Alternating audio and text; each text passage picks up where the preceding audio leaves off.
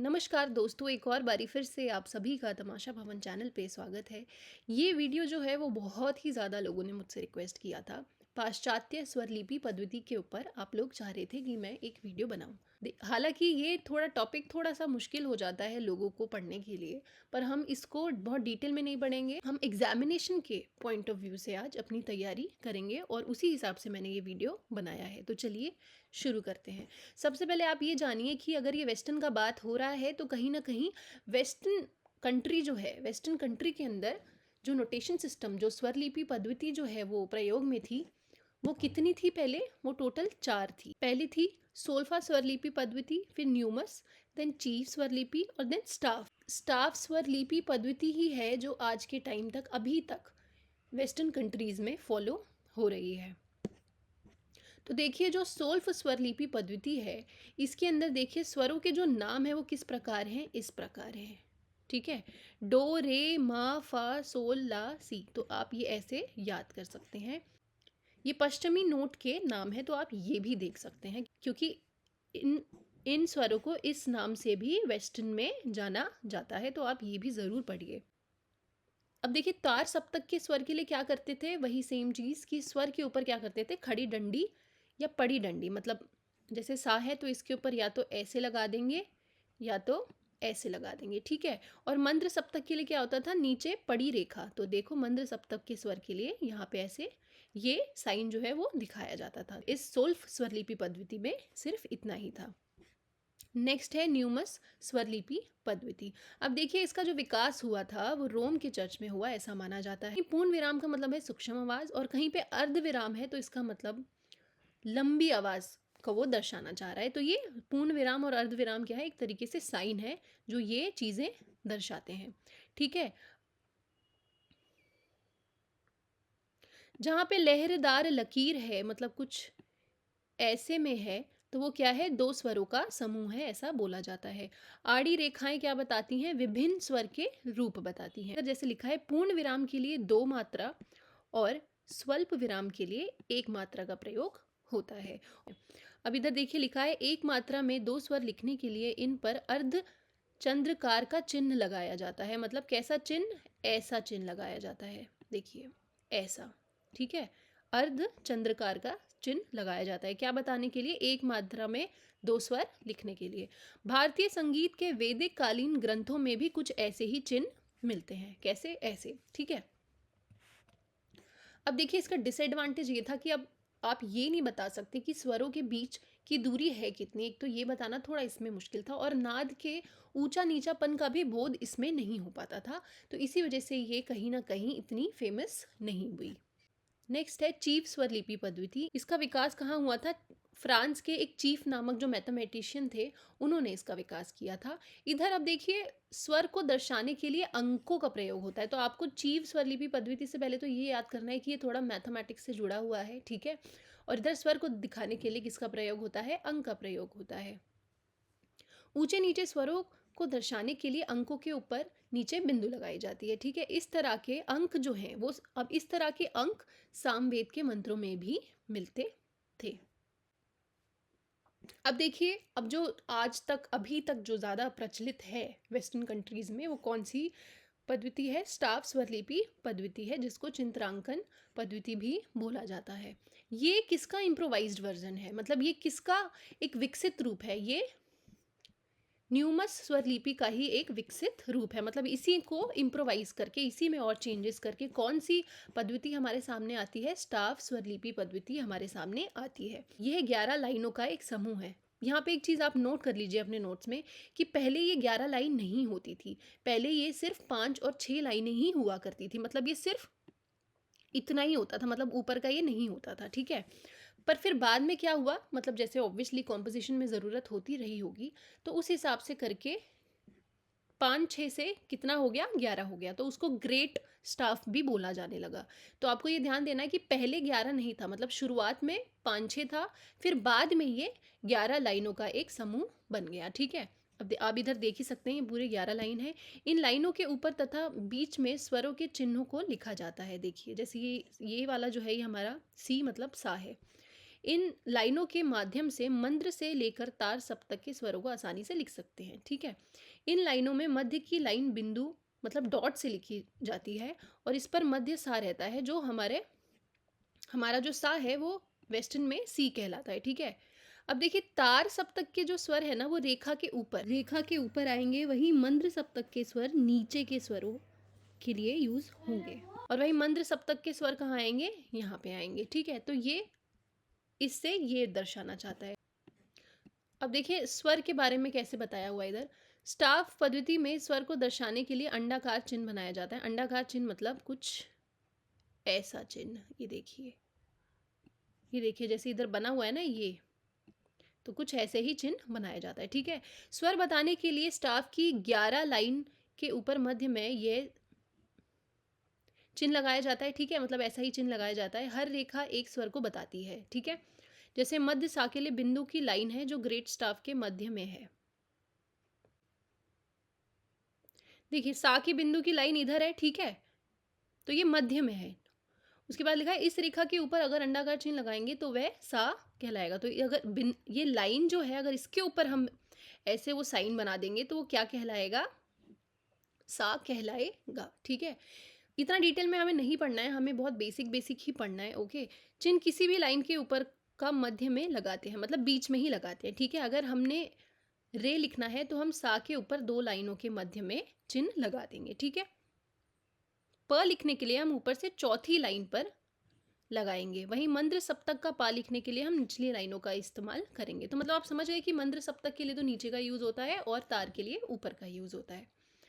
और ये हमारा यहाँ पे हमेशा मध्य सा होता है, जो क्या कहलाता है, वेस्टर्न में सी बोला जाता है उसको। अब देखिए, अब इधर से आप और इजीली समझ सकते हैं। इधर देखिए, इधर लिखा भी हुआ है कि ये जैसे सा है तो फिर रे ग म, तो किधर क्या है आप इधर से पढ़ सकते हैं। ओके, अब देखिए विकृत स्वर वगैरह हम देख लेते हैं।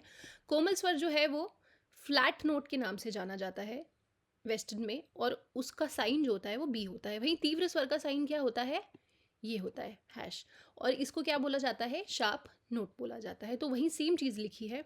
और शुद्ध के लिए भी इवन एक साइन होता है जिसको नेचुरल बोलते हैं, और उसका साइन क्या होता है, ये होता है। ओके, तो इधर वही सेम चीज़ें लिखी हैं, आप पढ़ सकते हैं। इधर देखिए लिखा है, यहाँ पे एक नियम है कि हर स्वर एक दूसरे से एक सेमीटोन ऊंचा या नीचा होता है। ठीक है, ट्रेबल क्लैफ और बास क्लैफ, तो अब हम वो भी देख लेते हैं वो क्या होता है। कुछ नहीं है, जैसे कि इधर देखिए ट्रेबल क्लैफ के अंदर क्या होता है ना, मध्य और तार सप्तक के स्वर होते हैं। ये जो हमारा है ना, ये ट्रेबल क्लैफ है। ठीक है, और ये जो साइन जो है वो किसका साइन है, ट्रेबल क्लैफ का साइन है। वहीं बास क्लैफ क्या है, वो मंद्र और अति मंद्र सप्तक के लिए दिखाया जाता है, जैसे कि ये, और इसका साइन क्या है, ये है। ठीक है, इधर लिखा भी है कि ट्रेबल क्लैफ में सा ग प नी ऊपर वाला रे और तार सप्तक वाला माँ की रेखाएं हैं। तो देखिए जैसे ये बनाया हुआ है ना नोट, वैसा ही है। और वहीं बास क्लैफ क्या है, सा ध म रे नी पा की रेखाएं होती हैं, जैसे कि आप इधर देख सकते हैं। ये मंद्र वाला साइन इधर मैंने लगाया नहीं है तो वो शायद रह गया है, आप उधर लगा सकते हैं अपने नोट्स में। ओके, दोनों क्लैफ में बाई और अलग अलग प्रकार के जो चिन्ह बने हैं उन्हें क्लैफ सिग्नेचर कहते हैं। तो ये जो अलग अलग प्रकार के चिन्ह बना रखे हैं इसको क्या बोलते हैं, क्लैफ सिग्नेचर बोलते हैं। ठीक है, 3 टाइप इसके और बताए गए हैं, सोप्रानो क्लैफ, एल्टो क्लैफ, टेनोर क्लैफ। ठीक है, तो आप ये पढ़ सकते हैं। ऊंचे और पतले कंठ स्वर के लिए कौन सा क्लैफ यूज होता है, एल्टो, और वहीं मध्य सप्तक मतलब बीच के स्वर के लिए कौन सा यूज होता है, टेनोर क्लैफ। ठीक है, तो ये आप उस तरीके से पढ़ सकते हैं। कुछ नहीं है, ये बहुत बेसिक चीज़ें हैं जो आपको पता होनी चाहिए और आपको ऐसे ही याद करना है। अब देखिए कुछ लेजर लाइंस होती हैं वेस्टर्न नोटेशन सिस्टम में। वो क्या होता है कि कभी कभी क्या होता है ना कि अभी हमने जैसे ये लिखा, ठीक है, हमने 11 लाइन यूज़ की, पर हमें क्या पता कॉम्पोजिशन में और भी ऊंचा जाना है तो हमें और लाइनें खींचनी पड़ती हैं। तो वो जो एक्स्ट्रा लाइन लेते हैं ना, हम उसको लेजर लाइंस बोलते हैं। तो देखिए लिखा है ग्रेट स्टाफ में स्वर तार सप्तक के लिखने हो तो यहाँ हम म तक ही लिखे जा सकते हैं। ठीक है, अगर उससे ऊपर लिखना हो, देखिए वही लिखा है ना, अगर इससे ऊंचा स्वर लिखना हो तो स्टाफ के ऊपर एक छोटी लाइन लगाकर ऐसे पूरी लाइन नहीं बनाते हम, बस जहाँ पे नोट है वहाँ पे लाइन बना लेते हैं, उसी को फिर क्या बोलते हैं, लेज़र लाइन बोलते हैं। अब देखिए की सिग्नेचर क्या है वो भी हम देख लेते हैं। इसके भी 2 टाइप हैं जो मैंने इधर लिखे हैं, एसेंशियल की सिग्नेचर और एक्सीडेंटल की सिग्नेचर। पहले देखते हैं, हम स्वरों को कोमल या तीव्र का चिन्ह लगाते हैं, ठीक है? पर कभी-कभी ऐसा होता है कि हमने एक रचना ऐसी लिखनी है जिसमें कोई या तो ज़्यादा स्वर लग रहे हैं कोमल वाले या तो तीव्र वाले ज़्यादा लग रहे हैं। तो ऐसे में बार-बार आप चेंज नहीं करते रहोगे, राइट? मतलब तो फिर क्या होगा कि ऐसी स्थिति में बार-बार स्वर पर फ्लैट का चिन्ह ना लगाने की जगह हम क्लैफ के बाद फ्लैट का चिन्ह लगा देते हैं। क्लैफ, ये क्लैफ की बात हो रही है, ठीक है? ये क्लैफ है, ठीक है? जैसे मैंने आपको पीछे बताया। अगर पूरी कॉम्पोजिशन में ही फ्लैट नोट यूज़ हो रहा है, मतलब कोमल नोट जो है वो ही यूज़ हो रहा है, तो क्या करेंगे हम क्लेफ के बाद, जैसे देखिए ये हमने इधर लगाया हुआ है ना फ्लैट का नोट, वो लगा देंगे। तो ऐसा करने से उस लाइन पर आने वाले स्वर, सारे स्वर जो है वो क्या हो जाएंगे, फ्लैट हो जाएंगे। तो ये सारे स्वर जो है वो क्या है, फ्लैट है। हमें अलग से इधर ऐसे करके नहीं लगाना पड़ेगा क्योंकि हमने इधर शुरू में ही लगा दिया। तो इसी को क्या बोलते हैं, की सिग्नेचर बोला जाता है। वहीं अब देखिए इसेंशियल की सिग्नेचर क्या होता है, वो यही यही बता रहा है कि देखिए जैसे ये है ना, इधर हमने लिख दिया है तो ये पूरा हो जाएगा, मतलब पूरा इस लाइन में जितने स्वर आएंगे वो कितने, मतलब कोमल हो जाएंगे, वो इसेंशियल हो गया। एक्सीडेंटल में क्या होता है कि कभी कभी चलो ये पूरा तो है पर यहाँ पे क्या पता, यहाँ पे हमें एक नोट चाहिए जो फ्लैट ना होके शार्प है, तो उधर हम अगर उसके आगे वो चीज़ ऐसे लिख देते हैं तो क्या हो गया, वो एक्सीडेंटल हो जाता है। ये नोट ही सिर्फ हमारा क्या रहेगा, शार्प रहेगा। बाकी अगर ऐसा लिखा हुआ है कि फ्लैट है तो वो फ्लैट ही रहेगा, तो वो एक्सीडेंटल की सिग्नेचर होता है। अभी हम देखेंगे कि बार किसको बोलते हैं, आगे पढ़ेंगे, ठीक है? तो आप ये ऊपर ऊपर से पढ़ लीजिएगा। अब देखिए बार लाइन आ गया, ये बार लाइन ये है, ये देखिए ये, ठीक है? भारतीय संगीत में जैसे विभाग दिखाने के लिए रेखा खींचते हैं, उसी प्रकार पाश्चात्य संगीत में भी रेखा खींचते हैं। ये रेखाएं बार लाइन कहलाती हैं। इनके द्वारा संगीत रचना को बराबर भागों में बांटा जाता है। ओके, अब देखिए मात्राओं का इधर क्या सीन है।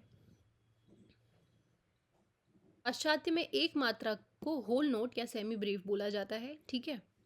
भारतीय मात्रा कितनी होती है, 4 होती है, ऐसा लिखा हुआ है। पाश्चात्य में 2 होता है, तो वो हमारे भारतीय में 8 होता है, ऐसा बोला जाता है। तो इन सब के साइन भी आपको पता होने चाहिए। ये देखिए 1/2 है, उसको हाफ नोट और मिनिम बोलते हैं, ये उसका साइन है 1/2 का।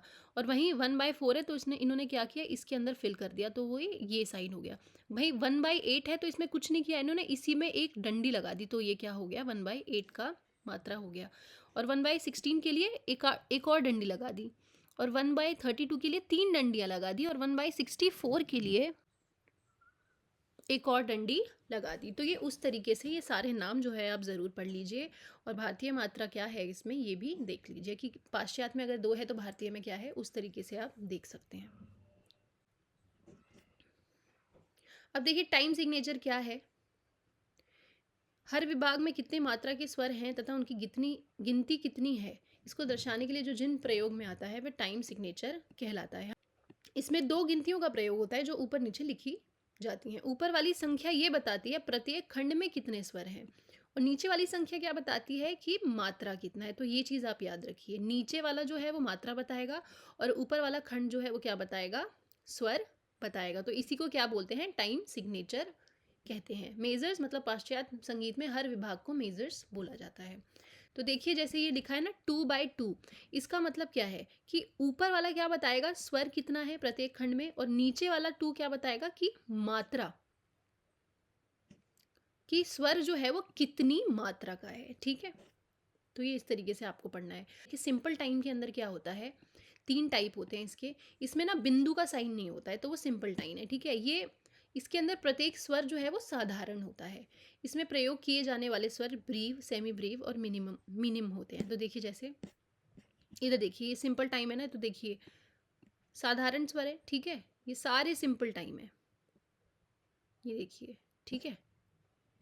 भाई कंपाउंड में देखिए थोड़ा उल्टा है, मतलब थोड़ा देखिए 9 भी है यहाँ पे, 9 8 है, तो थोड़े असाधारण होते हैं, ऐसा बोला जाता है। तो इतना समझ आ गया होगा कि सिंपल टाइम का क्या क्या मतलब है। इसमें बिंदु नहीं होती है साइन के लिए, जैसे आप कंपाउंड में देख सकते हैं ना, इधर देखिए बिंदी लगाई हुई है। तो कंपाउंड जो होता है, कंपाउंड टाइम जो होता है वो बिंदु सहित तो होता है, पर सिंपल टाइम जो है वो बिंदु रहित होता है। ड्यूपल टाइम होता है जिसमें एक बार में 2 स्वर हैं। ट्रिपल टाइम होता है जिसमें एक बार में 3 स्वर हैं, और क्यूड्रुपल टाइम होता है जिसके अंदर एक बार में 4 स्वर हैं। वहीं अब देखिए कंपाउंड टाइम क्या होता है। एक तो कॉमन टाइम होता है जब किसी रचना के प्रत्येक बार में 4-4 स्वर मात्रा के प्रयोग किए जाते हैं, तो वो कॉमन टाइम है।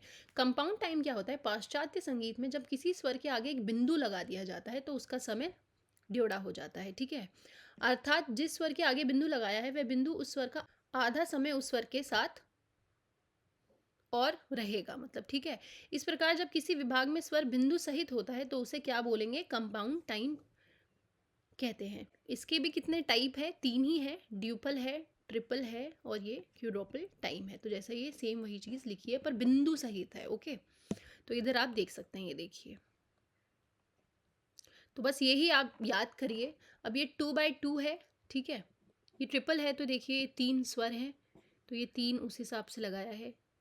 क्वाड्रल में 4 हैं तो उस हिसाब से इधर ये लगाया हुआ है। अब देखिए 4 मात्रा है, ये बता रहा है। नीचे वाला जो हमेशा मात्रा बताता है और ऊपर वाला जो है वो स्वर बताएगा। तो उस हिसाब से आप ये सारे साइन याद कर सकते हैं। ये पढ़ लीजिएगा, वैसे ही कुछ इतना इंपॉर्टेंट नहीं है, पर अगर आप पढ़ना चाहें तो पढ़ सकते हैं। पर मेन यही है, ये अच्छे से इसको देख लीजिए, और क्योंकि क्वेश्चन पूछ लेते हैं कि कौन सा क्या है, तो उस हिसाब से आप पढ़ के ज़रूर जाइए। अब देखिए पाश्चात्य संगीत में रेस्ट या विश्रांति का भी एक चिन्ह होता है। तो देखिए जैसे लॉन्ग रेस्ट या मैक्सिमम रेस्ट के लिए देखिए ऐसा साइन है। पाश्चात्य मात्रा में 3 है और भारतीय में 2 है। लॉन्ग रेस्ट के लिए ऐसा साइन है, ब्रीव रेस्ट के लिए ऐसा है। तो ये सारी चीज़ें जो हैं वो याद करने वाली हैं और समझ के अपने दिमाग में बिठाने वाली हैं। तो आप उस हिसाब से पढ़िए। पाश्चात्य संगीत में रिदम के भी 3 टाइप है, एक मैट्रिकल रिदम, मेजर्ड रिदम और फ्री रिदम, ठीक है। जब बल आघात, मतलब जो बल देते हैं हम, वो अगर प्रत्येक बार के आरंभ में होता है या प्रत्येक बार में आने वाली बीट समान हो तो उसे क्या बोलेंगे, मैट्रिकल रिदम बोलेंगे। वहीं मेजर रिदम को गायन वादन की लंबाई का विभाग करके बनाया जाता है, ठीक है। इस प्रकार इसमें स्वरों के स्थान पर भिन्न भिन्न मेजर्स का प्रयोग होता है। जिस प्रकार जैसे एक मेजर 2 स्वरों की है और दूसरी 3 स्वरों की है, तो इनसे मिलकर 2+3 या 3+2 की मिली हुई एक है। पर मैट्रिकल में ऐसा नहीं होता है, इसमें बीट्स जो हैं वो समान ही होती हैं। इस प्रकार के स्वर समूह 2, 3, 4, कभी कभी 5 स्वरों के भी होते हैं। इन्हें बार लाइन्स के द्वारा अलग किया जाता है। किसी बार के अंतर्गत आने वाले संपूर्ण स्वर समूह और होने को मेजर कहते हैं। तो मेजर की अलग अलग ही डेफिनेशन लिखी है। जिस आधार पर मेजर बनाया जाता है उसे मीटर कहते हैं, ठीक है। तो ये बताया होगा। फ्री रिदम का जो है वो वेस्टर्न म्यूजिक में या संगीत में कहीं यूज़ ही नहीं है, तो इसीलिए इतना ज़्यादा इसके अंदर डिटेल में पढ़ने की ज़रूरत नहीं है। देखिए लयकारी है, ड्यूप्लेट है जब 2 स्वर को 3 स्वर के समय में गाया जाता है। ट्रिपलेट है जब, ये 2 नहीं है, ये इसको हटा दीजिए, जब 3 स्वरों को 2 स्वर के मात्रा में गाया जाए।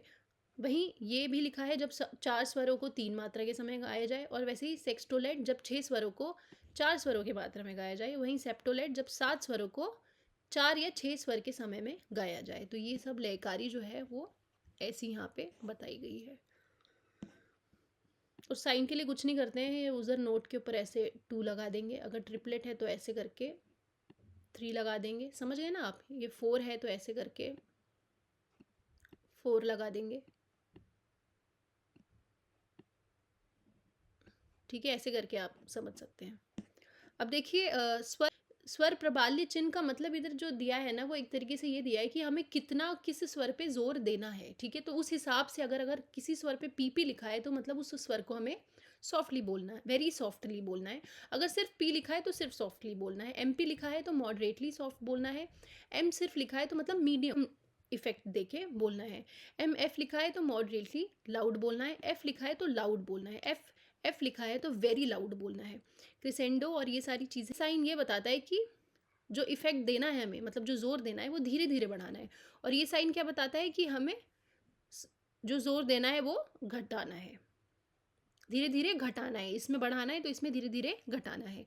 और स्विल क्या बताता है कि जब हमें जो इफेक्ट देना है वो पहले घटाना है और फिर बढ़ाना है। तो ये उस हिसाब से लिखा हुआ है। अब देखिए मोस्ट इंपॉर्टेंट स्वर सौंदर्य के इधर कुछ चिन्ह बताए हैं। टाई का मतलब है जब विभाग की रेखा 3 या अधिक मात्रा के स्वर में आ जाती है तो उन्हें दिखाने के लिए टाई का चिन्ह लगाते हैं और ये चिन्ह ऐसा है। स्लर को मींड कहते हैं, ठीक है, साइन ऐसा है। एस एफ या एफ जेड भारतीय संगीत के सम के समान है, ठीक है। तो जिन स्वरों पे ऊपर ये चिन्ह लगे होते हैं मतलब हमें उन स्वरों पर बल देना होता है। 8 वी ई जिन स्वरों के ऊपर हो यह चिन्ह होता है वह स्वर अपने स्थान से एक स्थान ऊंचा गाए जाते हैं, ठीक है। फाइन के लिए, फाइन जो शब्द होता है वो रचना की समाप्ति के लिए यूज होता है, इसका साइन जो है वो ये है। पॉज का मतलब है विश्रांति या रेस्ट करना।